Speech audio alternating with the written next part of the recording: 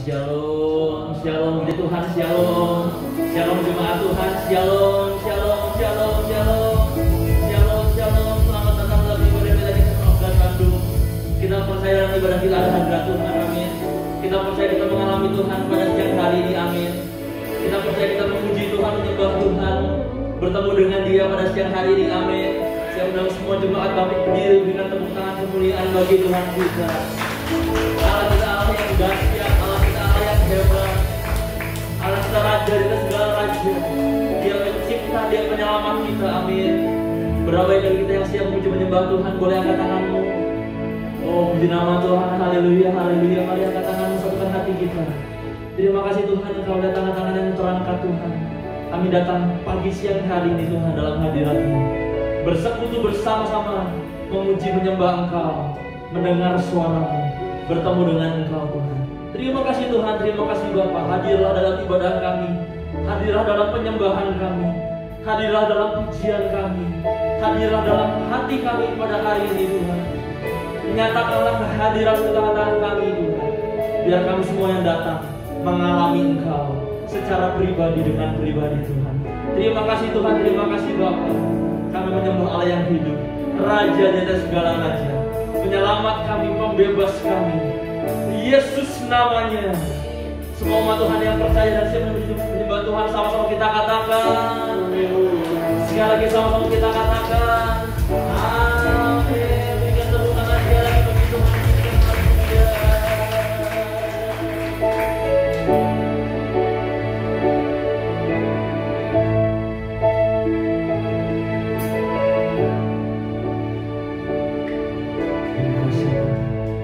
Bersyukur kami di hadapan-Mu. Berikan syukur padamu Yesus, sembah sujud kepadamu Tuhan, di hadapan tahta kemuliaan-Mu, ku tinggikan, ku agungkan. Naikkan syukur padamu, naikkan syukur padamu Yesus. Kami angkat hati kami, sembah sujud kepadamu Tuhan, di hadapan tahta kemuliaan-Mu, ku tinggikan, ku agungkan. Mari angkat hatimu, angkat tanganmu, katakan segala puji syukur bagimu, ku tinggikan namamu selalu, kemuliaan hanya bagimu, terpujilah namamu. Mari sama-sama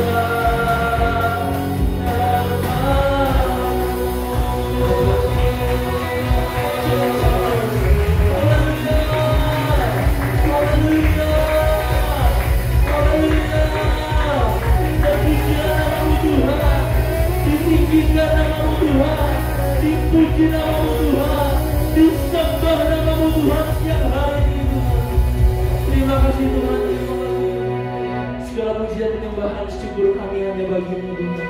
Kami tinggikan, kami muliakan nama-Mu di tengah-tengah kami siang hari ini Tuhan. Terima kasih Tuhan, terima kasih Bapa. Mari jemaat Tuhan, gereja Tuhan, kita deklarasikan firman Tuhan.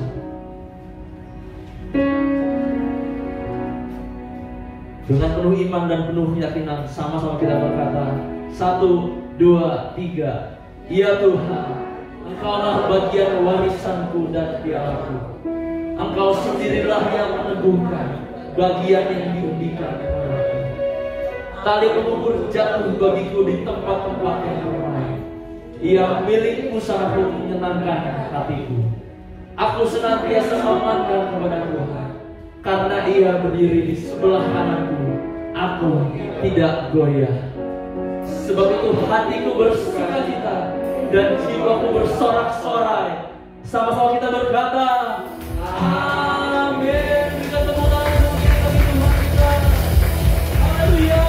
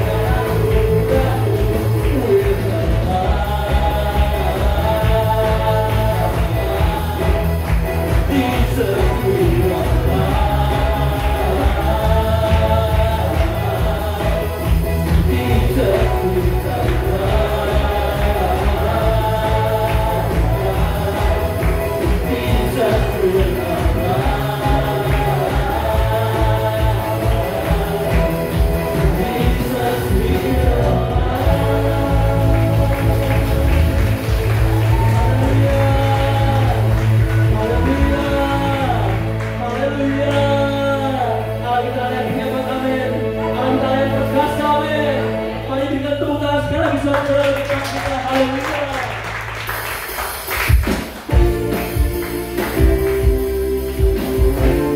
Kami tinggikan Kau Tuhan, Allah yang perkasa, Allah yang mulia.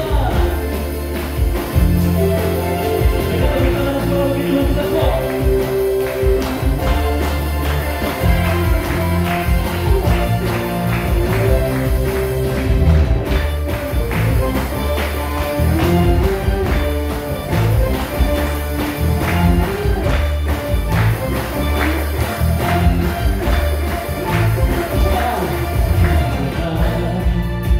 Kami tertuju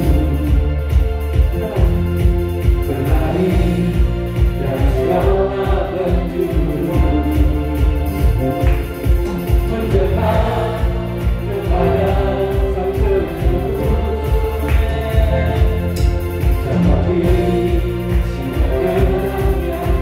singa terang yang tujuh.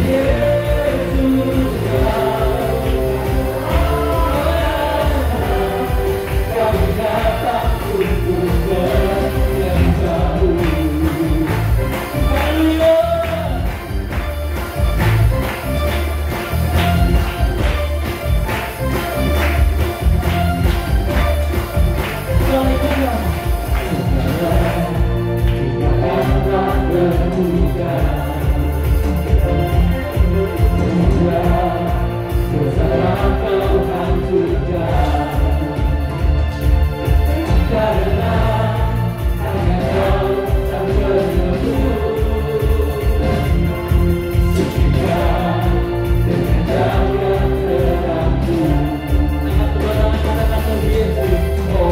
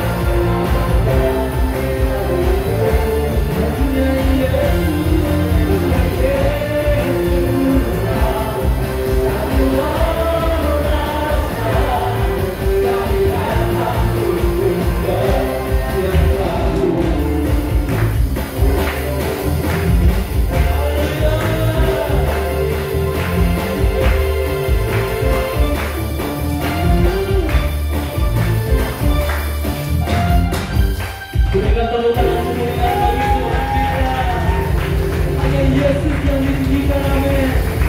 Hanya Yesus yang diagungkan, amin.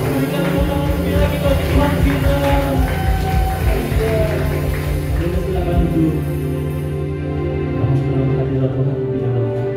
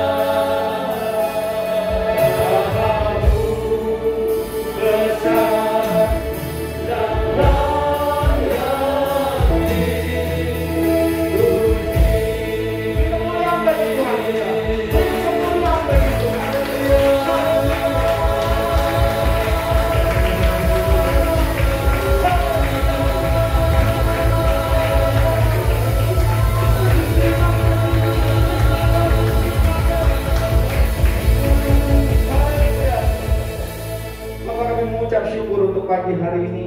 Kami tahu hadirat-Mu ada di tengah-tengah kami, dan kami tahu Engkau siap untuk memberkati kami semuanya. Oleh karena itu hamba-Mu berdoa, Engkau mengurapi kami semuanya, Engkau mencurahkan belas kasihan-Mu kepada kami semuanya pagi hari ini. Berkati kami dengan kebenaran firman-Mu. Engkau yang menyingkapkan hal-hal yang baru bagi kami pada pagi hari ini, sehingga kita kami pulang dari tempat ini, sesuatu yang baru telah terjadi karena Kau mengerjakannya di tengah-tengah kami. Terima kasih Tuhan, di dalam nama-Mu Tuhan Yesus kami berdoa dan mengucap syukur. Sama-sama kita katakan amin. Sekali lagi kemuliaan buat Tuhan kita. Baik, silakan duduk Bapak Ibu.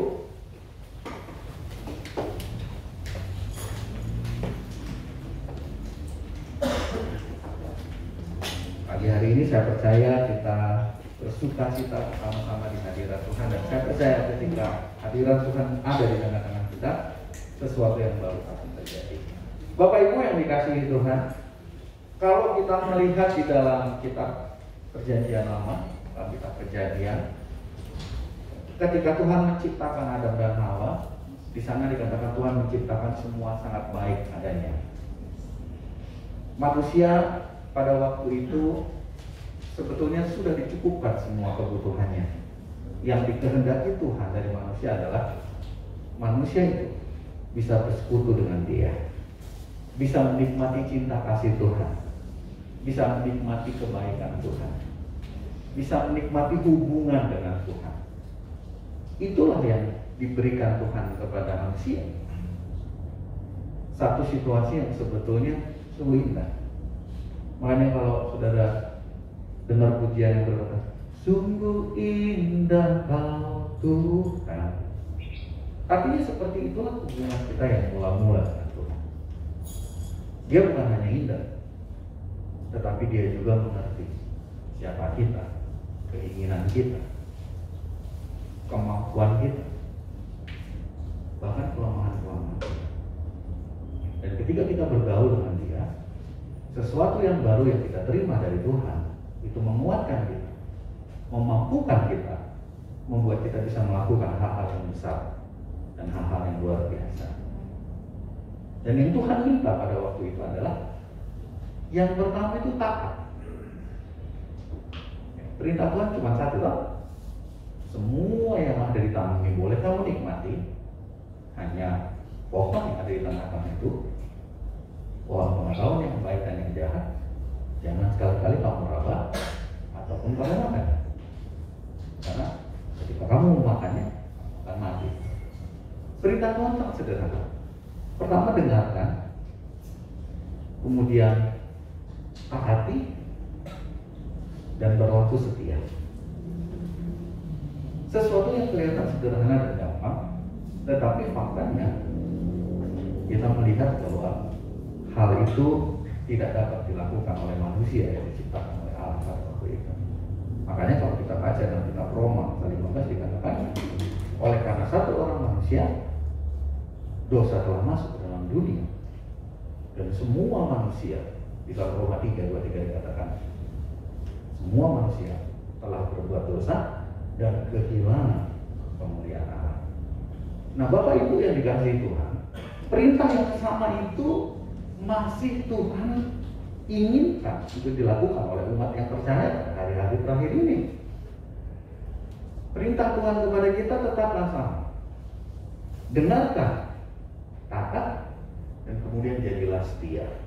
Nah, ini adalah awal tahun 2022. Saya percaya setiap kita punya perjalanan spiritual.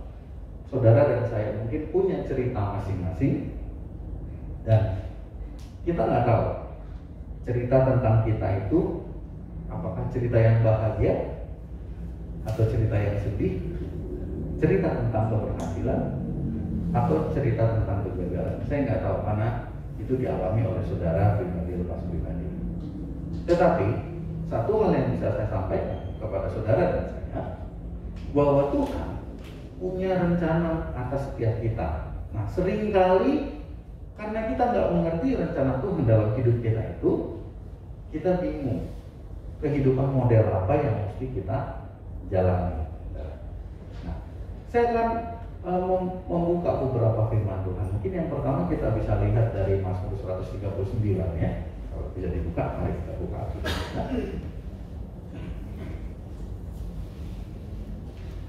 Ayat yang ke-16.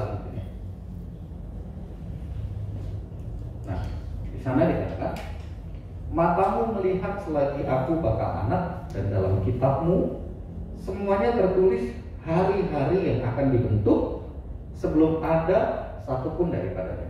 Kalau dari terjemahan yang lain dikatakan, ketika engkau masih jadi plots itu apa ya? Ketika sel telur sel itu ketemu, sel pria dan wanita itu ketemu, dia jadi semacam gumpalan gitu. Jadi sebelum kita ada, di sana dikatakan semuanya, dan dalam kitabmu semuanya tertulis hari-hari yang dibentuk sebelum ada satu pun daripadanya. Jadi saudara dan saya, ketika kita membaca firman ini, kita tahu bahwa sebelum kita terbentuk, Tuhan sudah menulis cerita tentang saudara dan saya. Ya. Nah, kita lompat ke ayat yang berikutnya mungkin ya, Yeremia 29 ayat 11.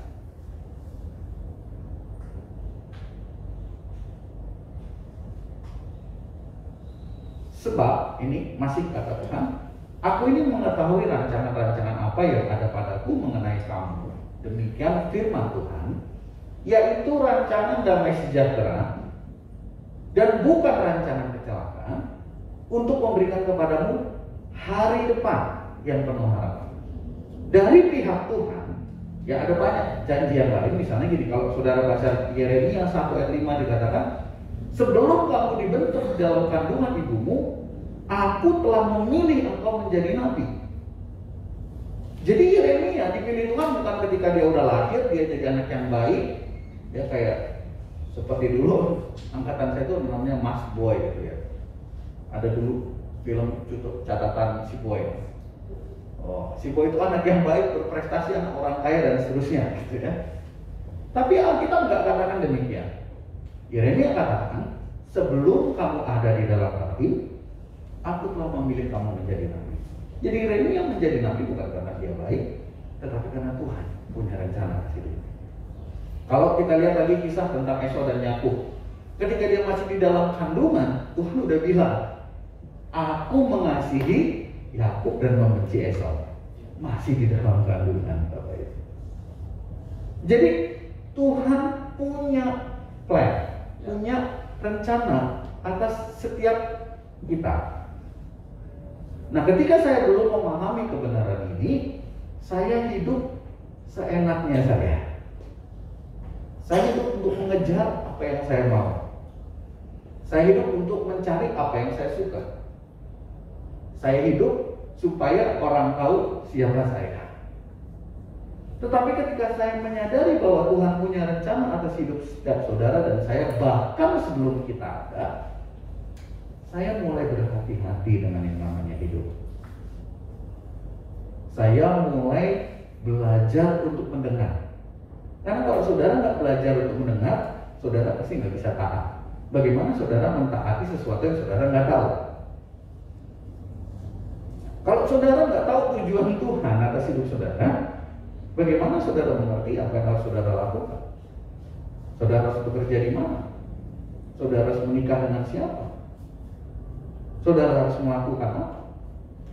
Kalau kita membaca Alkitab, maka kita mengerti bahwa Tuhan itu campur tangan dalam segala perkara. Nah, pagi hari ini yang mau saya sampaikan adalah bahwa Tuhan memiliki rencana atas hidup saudara dan atas hidup saya. Persoalannya, seringkali kita nggak mengerti apa rencana Tuhan atas hidup kita itu. Kenapa? Tadi saya sudah katakan di awal, saya sampaikan bahwa semua orang telah berbuat dosa dan telah kehilangan kemuliaan Allah. Roma 15 berkata, oleh karena satu orang manusia, dosa itu telah masuk ke dalam dunia dan mencakup ke seluruh manusia. Dan upah dosa itu adalah maut. Sengat dosa itu dikatakan hukum Taurat. Kenapa dikatakan hukum Taurat? Karena kalau nggak ada hukum Taurat, kita nggak tahu apa yang namanya dosa. Jadi hukum Taurat itu ditambahkan supaya kita mengerti betapa berdosanya kita akibat ketidaktaatan Adam. Hukum Taurat itu kelihatan sederhana, tapi dari seluruh hukum yang tertulis itu kita tidak mampu melakukannya karena ada satu sifat dosa yang terinstal di dalam kita yang nggak bisa ditengking, nggak bisa dibuang. Sifat ini hanya bisa dimatikan kalau Roh Tuhan ada di dalam kita. Jadi saudara-saudara, Bapak Pendeta, diaken, pemimpin pujian, para pendoa, pelayan dan seterusnya, saya mau katakan mereka punya sifat dosa yang terinstal di dalam hati mereka yang nggak bisa dibuang, Bapak Ibu. Sifat ini hanya bisa dimatikan. Demikian kata Galatia.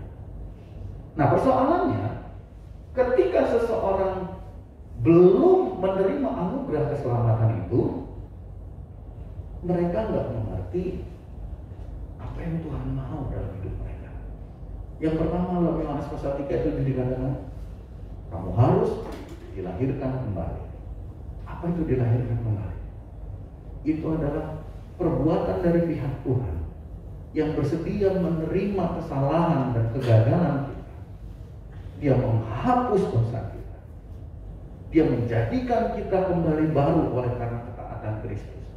Adam yang pertama dikatakan tadi, dia lahir tanpa ada sifat dosa, cuma disuruh taat, tapi nggak mampu.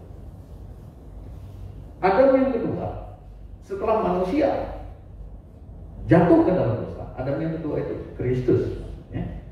Dia lahir ke dunia, dia hidup sebagai manusia. Alkitab mencatat dari dia lahir, dia taat, dia setia. Filipi pasal 28 berkata demikian. Bahkan dia taat sampai mati di atas kayu salib. Makanya kepadanya dianugerahkan segala kuasa. Dan Adam yang kedua, yang berasal dari keturunan manusia ini, saudara, lewat hidupnya kita bisa memperbaiki hubungan kita kembali dengan Tuhan. Coba kita lihat dulu 2 Korintus 5 ayat yang ke-17.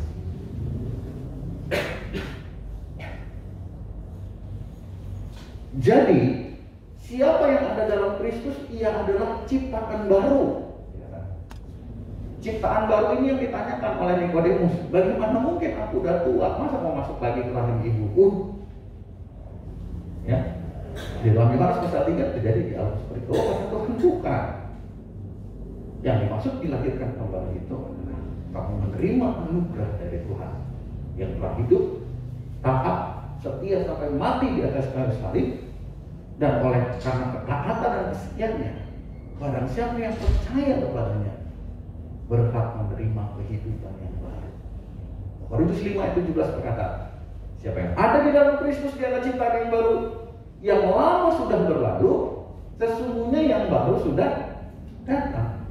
Jadi saudara, ketika kita menerima Kristus, ketika kita menerima anugerah keselamatan, kita hanya bukan menerima pengampunan dosa, kita bukan hanya menerima hak untuk kembali ke rumah Bapa nanti di surga, tetapi kita juga menerima sesuatu yang baru.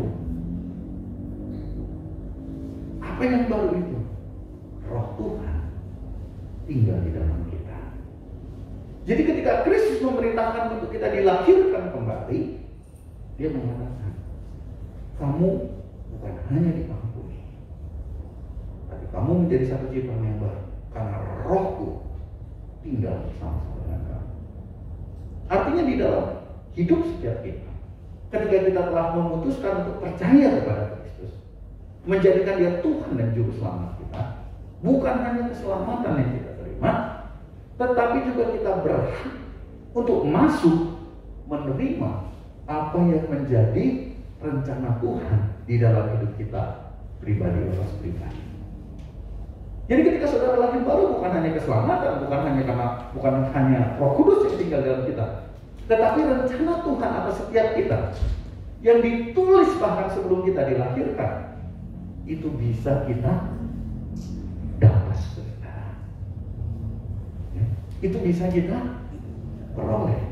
Nah, bayangin kalau saudara yang menulis kisah hidup tentang saudara, betapa luar biasanya itu. Nah, hari-hari ini banyak anak-anak Tuhan yang menyadari ini, bahwa di dalam hidup mereka ada rencana Tuhan yang telah ditulis bahkan sebelum mereka lahir untuk digenapi. Tadi dikatakan dalam Yeremia 29, rancangan Tuhan itu bukan rancangan kecelakaan, tapi rancangan yang memberikan masa depan. Pertanyaannya, saudara, sebagai anak-anak Tuhan yang telah ditebus oleh darah yang mahal, pernahkah kau mengerti apa rencana Tuhan dalam hidupmu? Pernahkah kau mengerti apa yang Tuhan kehendaki untuk kau lakukan sebagai pelajar, sebagai mahasiswa, sebagai orang tua, sebagai pelayan Tuhan, sebagai orang-orang yang diberkati, sebagai pengusaha dan seterusnya? Nah, saudara, hal seperti ini dicatat di dalam Alkitab, di dalam Matius pasal 25. Di sana ditulis tentang perumpamaan talenta. Dikatakan kerajaan surga itu seperti seorang raja yang mau pergi, dan dia memanggil hamba-hambanya, memberikan kepada mereka, ini orang-orang yang dipercaya. Ada yang diberi 1 talenta, ada yang diberi 5 talenta, ada yang diberi 2 talenta. Dalam kisah itu dikatakan, yang memperoleh 5 talenta segera mengerjakan 5 talenta itu sehingga menghasilkan 5 talenta lagi. Yang memperoleh 2 juga melakukan hal yang sama, dia pergi, dia mengerjakan talenta itu dengan sungguh-sungguh, dan kemudian dia menghasilkan 2 talenta. Tapi yang punya 1 talenta, dia katakan, Tuhan, karena aku tahu Engkau Tuhan yang menuai di tempat Engkau tidak menabur, dan Engkau adalah Tuhan yang kejam, maka aku takut, sehingga aku menyimpan 1 talenta yang Tuhan berikan, dan ini aku kembalikan kembali kepadamu 1 talenta ini. Artinya dia tidak mencuri, dia tidak menghilangkan, hanya dia tidak mengerjakan dengan sungguh-sungguh apa yang Tuhan perintahkan. Tapi saudara, yang saudara baca sendiri, saya melihat satu dampak yang sangat mengerikan daripada ketidaktaatan ini. Yang bisa kita lihat, siapa hamba-hamba ini? Dia orang kepercayaan. Siapa hamba-hamba ini? Dia orang yang diberikan oleh Tuhan talenta. Siapa hamba-hamba ini? orang yang punya kemampuan. Siapa hamba-hamba ini? Orang yang seharusnya akan mendapatkan upah dari sang raja ketika raja itu kembali. Tapi kita lihat, dari 3 orang yang dipanggil, hanya 1. Hanya 2 yang mengerjakan dengan baik, dan yang 1 Tuhan mengatakan, hai hamba yang jahat dan pemalas. Bapak Ibu yang dikasih Tuhan, menjadi orang Kristen, kita nggak hanya diminta Tuhan untuk menerima anugerah keselamatan, kita nggak hanya diminta Tuhan untuk menerima karunia Roh Kudus, memuji menyembah Tuhan, itu indah, itu baik. Tapi ada tanggung jawab atas rencana Tuhan yang ditulis dalam hidup saudara dan saya. Dan rencana itu, kata Tuhan, sebab rancanganku dengan rancanganmu seperti tingginya langit dari bumi. Artinya apa yang kita pikir itu baik, apa yang kita pikir itu benar, apa yang kita pikir itu mendatangkan keuntungan, belum tentu itu berasal dari Tuhan, Bapak Ibu yang dikasihi Tuhan. Kenapa? Karena kita nggak bisa memahami rencana Tuhan dan akal budi kita. Dan kalau Bapak Ibu mau terus berjalan bersama-sama dengan Tuhan, engkau mulai harus membangun hubungan. Membangun hubungan itu apa? Dimulai dari namanya baca firman, Bapak Ibu. Karena kalau Bapak Ibu nggak pernah baca firman, Bapak Ibu nggak pernah tahu apa rencana Tuhan. Nah kalau Bapak Ibu udah baca, nextnya gimana? Lakukan. Nah berapa banyak pada hari-hari ini kita menjadi orang Kristen yang suka baca tapi nggak suka lakukan. Saya percaya Bapak Ibu saat teduh setiap hari. Saya percaya Bapak Ibu membaca Alkitab. Tapi dari apa yang Bapak Ibu baca, pernahkah Bapak Ibu mengetahui bahwa Tuhan memerintahkan engkau untuk menyelesaikan sesuatu di dalam kehidupan? Kalau tidak, Matius pasal 22 berkata, ambil apa yang ada pada orang ini, berikan kepada yang memiliki 5 talenta, campakkan orang ini ke dalam neraka. Orang ini nggak berdosa, tidak dikatakan dia berdosa di situ. Dia cuma punya satu kesalahan, dia nggak melakukan apa yang Tuhan perintahkan kepadanya. Jadi orang Kristen itu, Bapak Ibu, kita dikasih kesempatan di dalam hidup ini untuk apa? Mengumpulkan ketaatan kita supaya nanti waktu kita pulang ke surga, ketaatan itu bisa dikonversi menjadi upah kita. Dan upah itu adalah upah yang kekal. Karena di dalam kerajaan surga dikatakan ada tingkatan. Semakin sungguh-sungguh seseorang terhadap Tuhan, semakin dekat rumahnya nanti dengan rumah Tuhan Yesus. Semakin sedikit yang dia kerjakan, semakin jauh. Dan kalau dia tidak mengerjakan, tentu dia nggak dapat tempat. Nah hari ini menjadi renungan saya, Bapak Ibu, bahwa di dalam kehidupan seorang Kristen, saudara harus tanya sama Tuhan, apa yang Tuhan mau melalui hidup saudara, dan pastikan saudara menyelesaikan apa yang Tuhan perintahkan itu. Nah, kemudian apa yang Tuhan siapkan dalam hidup kita ketika kita bersungguh hati untuk mengenal apa yang Tuhan mau. Kita loncat ya, kita baca dulu mungkin 2 Timotius ya, pasal yang pertama. Dan Bapak Ibu, kita buka 2 Timotius pasal yang pertama.